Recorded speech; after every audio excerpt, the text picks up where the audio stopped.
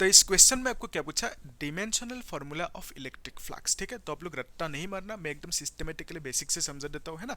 तो आप लोगों को अच्छे से याद रह जाएंगे। देखो, जो फ्लक्स है उसकी सिंबल क्या है, फाई। फ्लक्स की फॉर्मूला क्या है, ई फैक्टर डॉट ए फैक्टर। ये आपको मालूम है, इलेक्ट्रिक फील्ड कितना पास हो रहा है थ्रू एन एरिया। ये एरिया है, इस एरिया के थ्रू कितना इलेक्ट्रिक फील्ड लाइंस पास हो रहे हैं, है ना।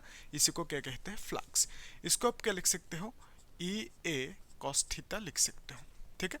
तो अभी देखो, ई की जो एसआई यूनिट है उसको कैसे लिखोगे आप। एक्चुअल में एक फॉर्मूला है, F is equal to Q into E, ठीक है। ये मालूम है आपको formula, E is equal to क्या होंगे, एफ बाई क्यू, ठीक है।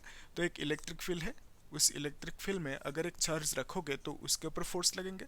अगर ये पॉजिटिव चार्ज हुआ, इसके ऊपर फोर्स लगेंगे इस डायरेक्शन में। फोर्स की वैल्यू कितना होंगे, F is equal to Q E. ये बेसिक सा फॉर्मूला है, ठीक है। ये सब हमने देखा था, ओके।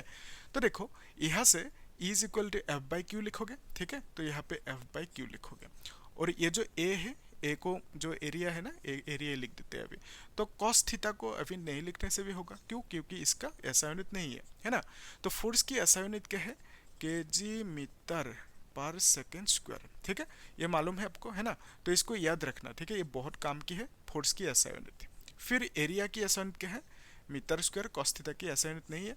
यहाँ पे चार्ज की ऐसा यूनिट क्या होंगे, कूलम। लेकिन कूलम लिखने से नहीं होंगे, क्यों, क्योंकि coulomb is not a fundamental quantity. यहाँ पे एफ क्यू मतलब क्या है, फंडामेंटल क्वांटिटी है ना।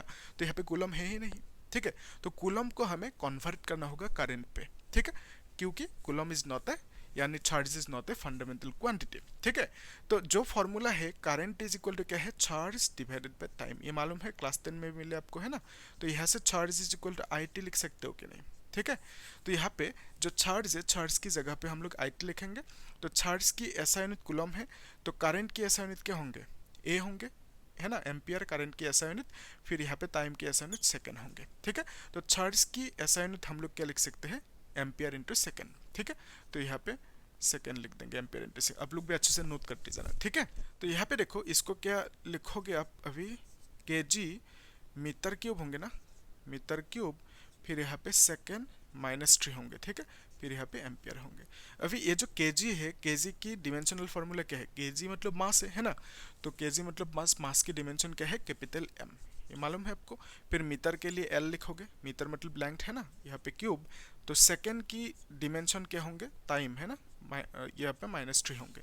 फिर ए मतलब एम्पियर है ना, करंट की डिमेंशन क्या होंगे, एम्पियर ही होंगे, ठीक है।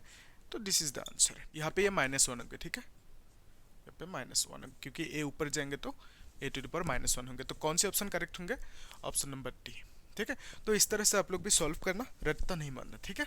तो आगे भी आप लोगों को इस तरह के कंटेंट मिलते रहेंगे, लेकिन चैनल को सब्सक्राइब करके रखना, ठीक है। और लाइक भी करना, शेयर भी करना, ठीक है। Thank you.